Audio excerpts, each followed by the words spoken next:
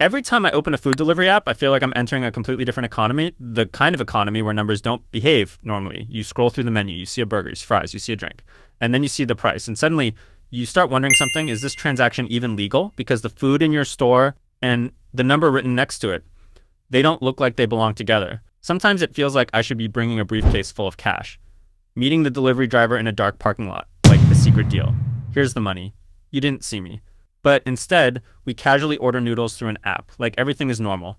Maybe I'm overthinking it. Maybe I'm the problem. Maybe I just don't understand what numbers mean anymore. Because when I look at some of these prices, my brain simply refuses to process them. Now, don't get me wrong. I'm not exactly broke. I can afford takeout. In fact, I even have a very organized pricing system. Anything under $10, that's a normal meal. Something between $10 and $20, that's a treat. Anything above $20, that's basically a celebration dinner, like a birthday or a promotion, or emotional damage. And honestly, that standard doesn't sound unreasonable, at least not anywhere in America. But here's the strange part. Even though I complain about food prices, my lifestyle isn't exactly poor. I have Netflix, I have Spotify Premium, I have Amazon Prime, I have YouTube Premium, and somehow I also have 3 streaming services I didn't remember subscribing to. Every month, money quietly leaves my bank account, automatically, silently, without asking permission, and I barely notice. But when a bowl of noodles costs $18, suddenly I become an economist, analyzing the global food market, trying to understand inflation. Meanwhile, my actual daily routine is extremely simple. Sometimes I drink iced coffee. Sometimes I eat instant noodles. If I'm feeling fancy, I add an egg, maybe a sausage. And the first bite always has to be the sausage. That's the rule. Now, if you look at my lifestyle from the outside, it actually sounds pretty luxurious. Streaming services, coffee every day, occasional takeout. But somehow, when I open a delivery app, everything suddenly feels expensive. Let's talk about chicken wings, because chicken wings have quietly become a luxury item. When I was younger, chicken wings were just normal food. You could buy a big pack at the grocery store, throw them in the oven, add sauce. Dinner solved. But now, 3 wings cost $12. 3 tiny wings. And the restaurant calls them artisanal. What exactly is artisanal about a chicken wing? Did the chicken attend culinary school? Did the chef whisper motivational quotes to it? I don't understand.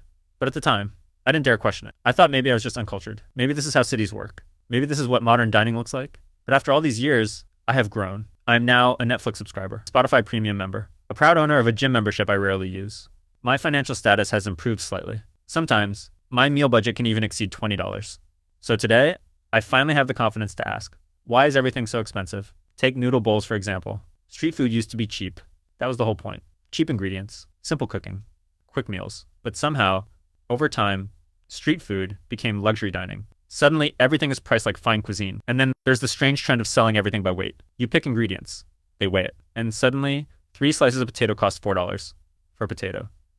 The same potato that costs $3 for an entire bag at the grocery store. Every time I order food like this, I try to be extremely careful. I only choose the things I absolutely want. Not the things that look interesting. Not the things that seem nice. Only things I truly crave. And even then, before I even reach the premium meat section, I'm already emotionally exhausted because I know what's coming. The total. Then the number appears. $30, $35, $40 for a bowl of noodles. And that's when the coupons appear. Limited time offer. Special deal. Today only. But somehow, even with the coupons, the final price is still ridiculous. Without coupons, that same meal becomes $60. $60 for soup. And the worst part is, the price on the menu isn't the real price. There's the delivery fee, then the service fee, the small order fee, then tax, then the driver tip. So $15 meal suddenly becomes $32. At this point, I'm not even sure what I'm paying for anymore. The food, the delivery, or the emotional experience of watching my money disappear. And then comes the most terrifying moment, checkout. Seeing the final price feels more stressful than checking exam results. Every single time I try to guess the total. Maybe $18, maybe $25, maybe $30. But somehow, it's always higher. So eventually, I close the app. And I tell myself something. Cooking at home should be cheap, right? So I go to the grocery store. Eggs, vegetables, meat, cooking oil, and suddenly, everything there is expensive too. Eggs are expensive. Beef is expensive. Even vegetables feel expensive. Now I'm confused again. Takeout is expensive. Groceries are expensive. Everything is expensive. So the real question becomes, if cooking is expensive and takeout is expensive, then where did all the money go?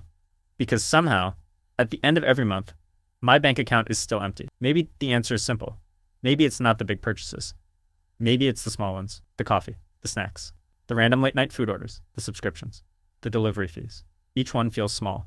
Each one feels harmless. But together, they slowly drain your wallet until one day you open your bank app, look at your balance, and ask the most important question. If everything is expensive, then where did all my money go?